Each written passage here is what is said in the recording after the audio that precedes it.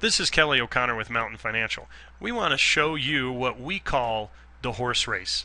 We are often meeting with people who are contributing to a 401k or are contributing to a Roth or want to look at other opportunities. Now, over here on this side, the 401k, this is going to reference any type of pre-tax investment. So your 401k, your traditional IRA, your SEP plan, your 403b, etc.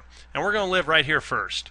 Now, 401ks currently have a maximum of $16,500 you can contribute. Unless you're a little bit older, you can take advantage of what's called a catch-up provision, and you can add an additional $5,000 to that, making it $21,500. But we're going to, in this instance of someone being 37, they're able to contribute $16,500. So this is the contribution every year pre-tax that's going to grow tax deferred, and we're going to stretch that out to age 65. So at age 65, let's look at how much they have. Now here's the deal. For right now, we're keeping the variables the same across the board here with 0% return.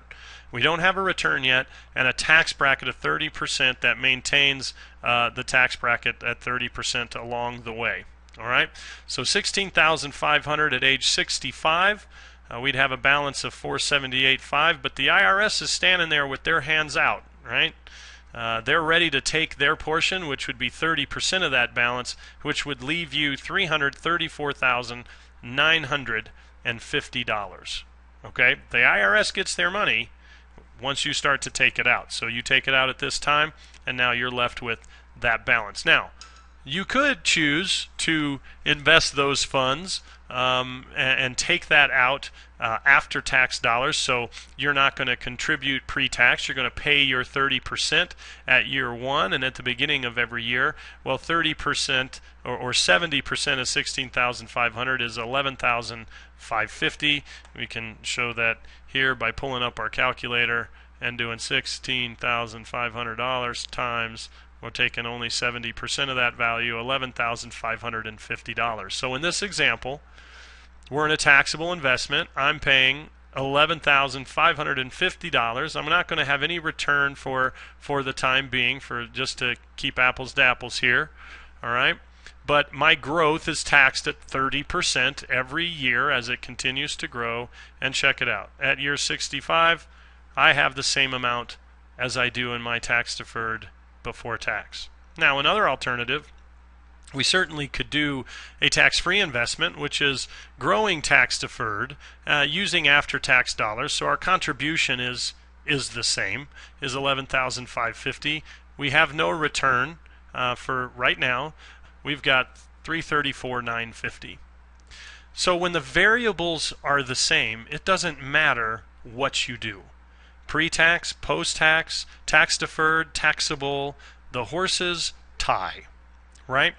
But let's get out of fantasy land here. That is not the circumstance. You are not in this environment right now. So let's go ahead and add a 5% rate of return. Okay? So here we are in our 401k. We're getting a 5% rate of return on the money. It's growing tax deferred, so we are not taxed. You'll see annual tax deferred growth. We're not paying taxes on this money yet. We're investing our full $16,500. At age 65 then, our account grew, but the IRS is sitting there waiting to get their 30%, and we would then have $755,819. Now, that's our 401k. Okay, let's look at the taxable. You choose to take the 30% hit and have it be taxable on an annual basis. And let's look how that does. So now we are taxed. We don't have tax deferred growth. We're at 30% tax, and it is much lower. Tax deferred will virtually, in this case, with the same variables, will always beat taxable, because we can compound on larger amounts, then they get their share, as opposed to them getting their share along the way, giving us a smaller balance at the end. So between these two, absolutely, we're betting on the 401k. Well, let's take a look at what would happen in the tax-free account, meaning We're taking our hit again. We're contributing $11,550, and it's going to grow tax deferred, so it's not going to be taxed along the way. And let's see what happens if we've got a 5% return.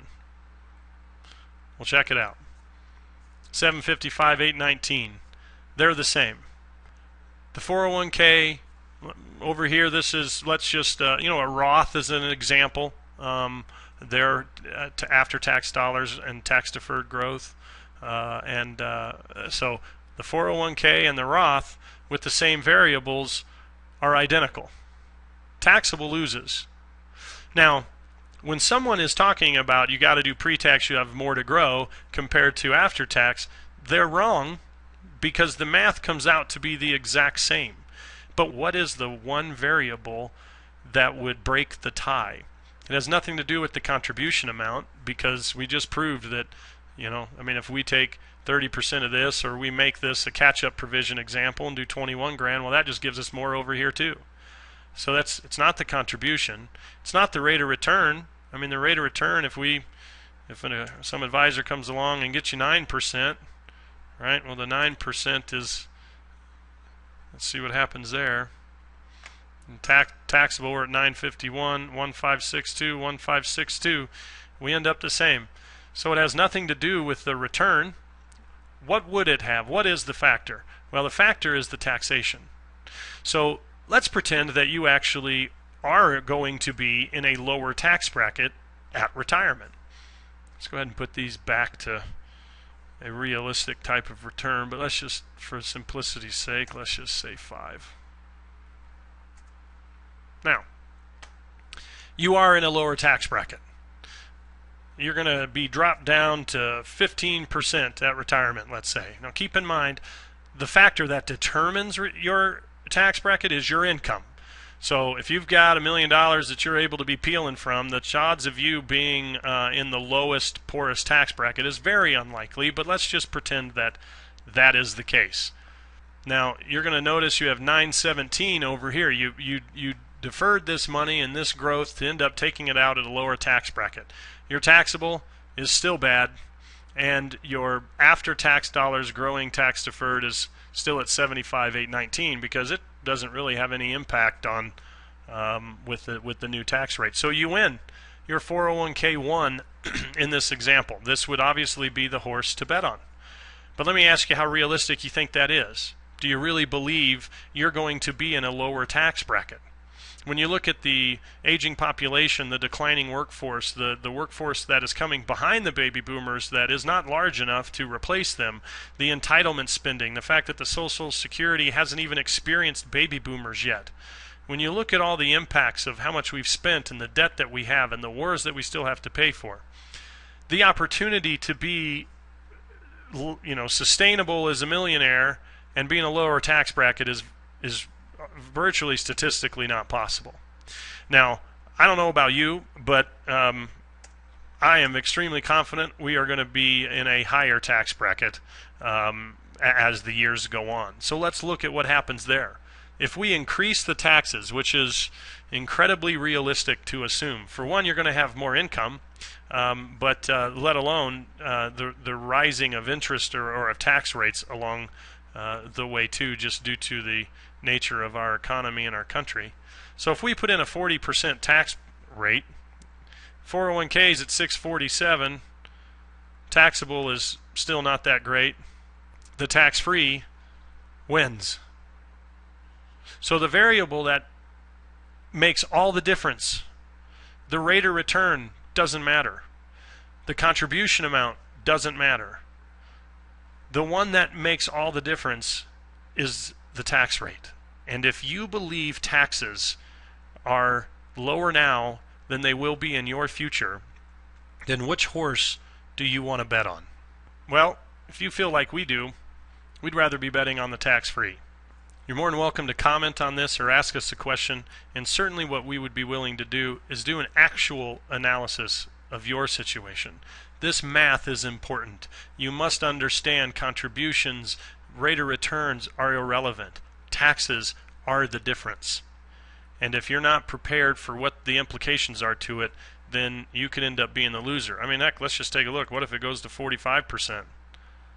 Right? Well, we're really close to losing out. If we go to 50%, then we're losing out to the taxable. Now, all of a sudden, like this one's still staying the same. All of a sudden, our 401k is the worst horse in the race. The higher the taxes go, the worse off we are, and the better we are over here. Now, I know this is unrealistic here, but the point is the same. The higher the taxes, the worse off we are with this horse, right?